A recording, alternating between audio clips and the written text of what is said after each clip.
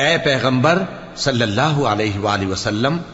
جب تمہارے پاس مومن عورتیں اس بات پر بیعت کرنے کو آئیں کہ نہ تو اللہ کے ساتھ شرک کریں گی، نہ چوری کریں گی، نہ بدکاری کریں گی، نہ اپنی اولاد کو قتل کریں گی، نہ اپنے ہاتھ پاؤں کے درمیان کوئی بہتان باندھ لائیں گی، اور نہ نیک کاموں میں تمہاری نافرمانی کریں گی، تو ان سے بیعت لے لو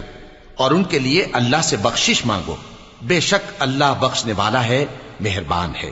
مومنوں، ان لوگوں سے جن پر اللہ غصے ہوا ہے دوستی نہ کرو،